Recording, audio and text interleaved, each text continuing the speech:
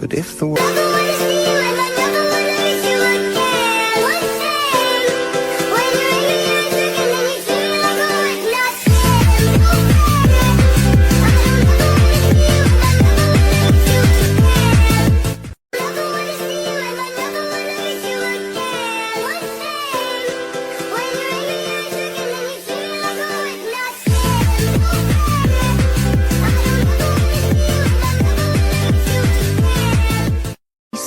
beginning to look a lot like Christmas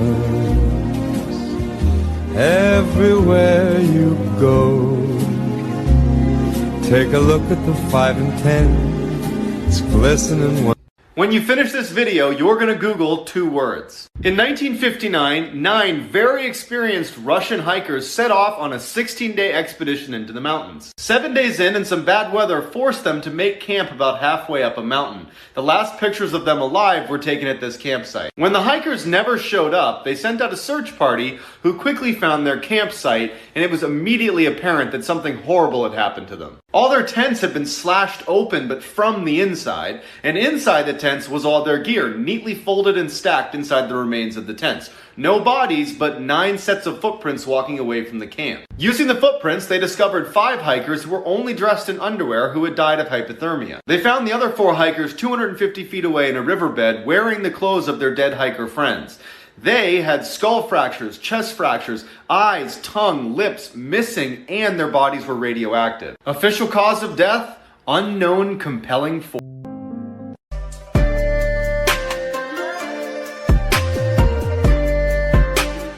Why don't jobs count as hobbies?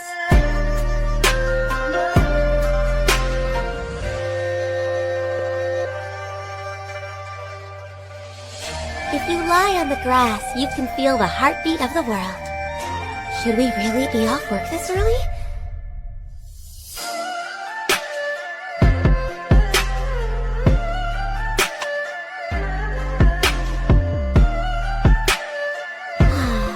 I love the smell of glaze lilies. Yow yow.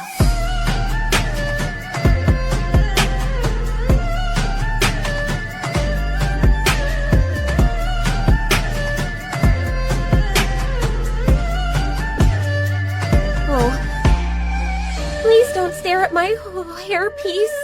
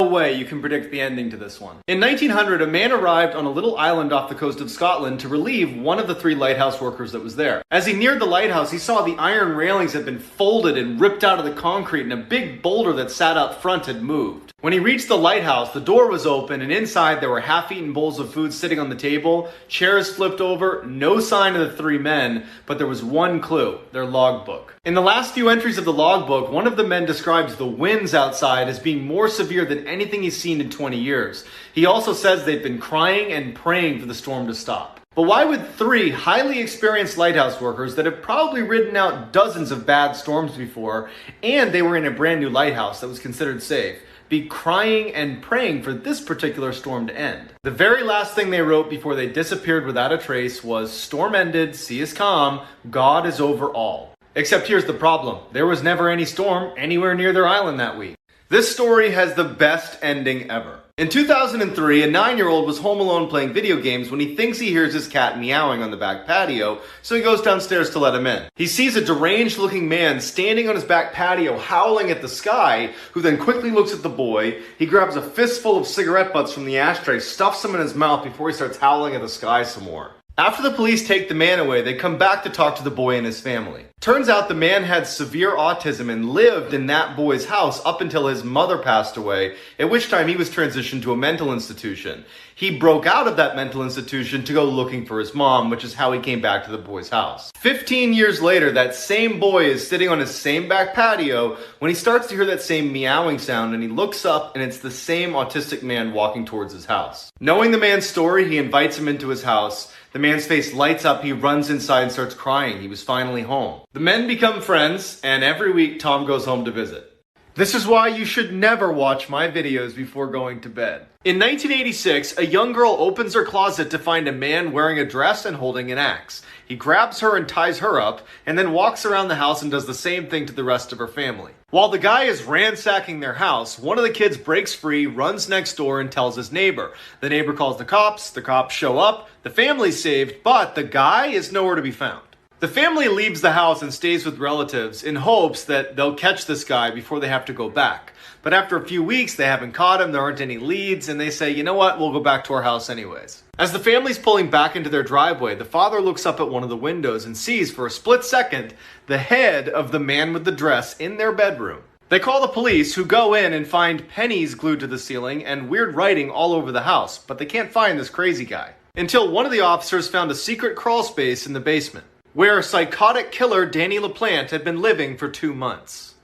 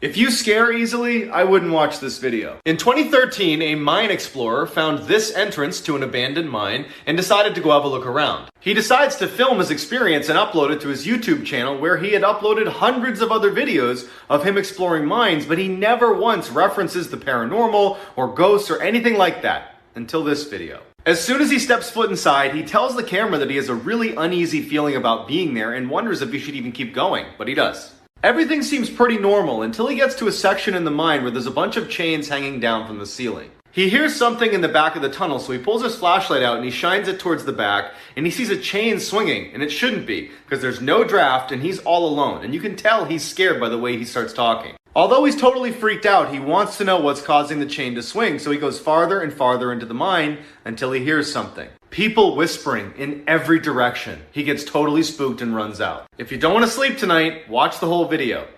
This is why you should never stay in sketchy motels. In 2005, a young woman on a solo road trip across the country decided to stop for the night. The first place she sees is the Mountaintop Motel. It looked pretty cheap, but she was tired, so she said good enough. The check-in guy eyed her up and down very uncomfortably and then asked her if she was traveling alone. She ignores the question, pays for her room, and then walks away with the key. When she gets inside her room and sees there are literally cockroaches in her bed, she says nope and decides to sleep in her car in the parking lot. Around 3 a.m., she wakes up to see the check-in guy using his own keys to get into the motel room she was supposed to be in.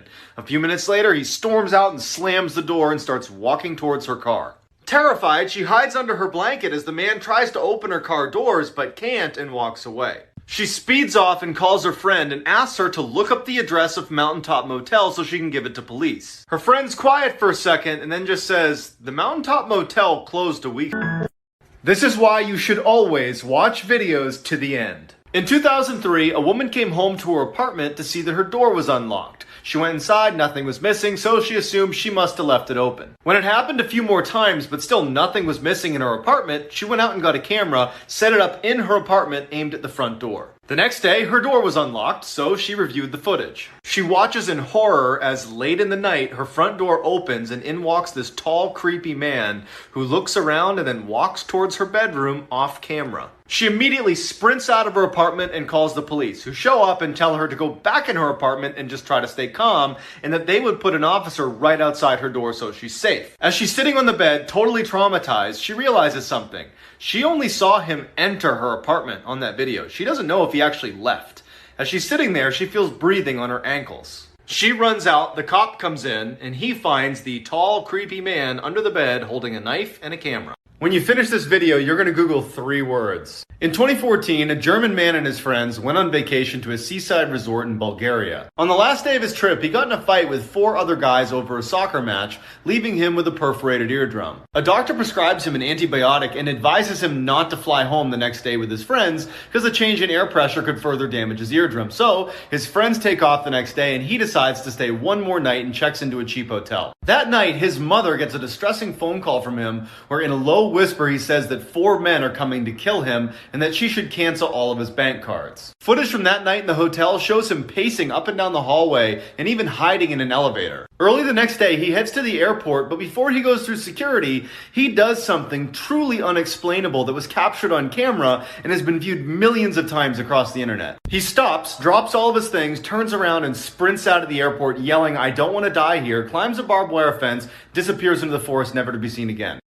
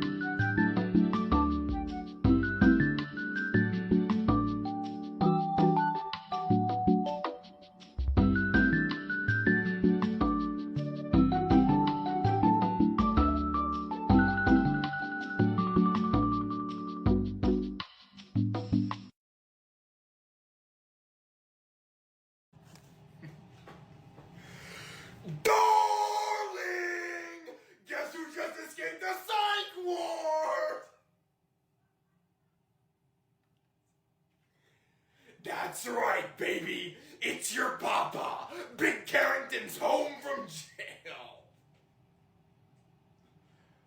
My love, I've been drawing pictures of you with blood every single day. What's your location? Tell me right now.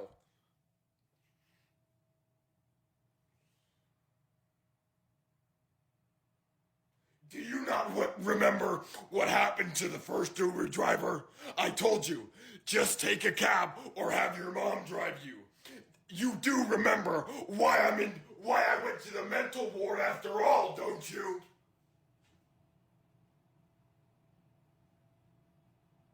Well, at least they didn't cut my arms off. They definitely should have, though. Okay, now!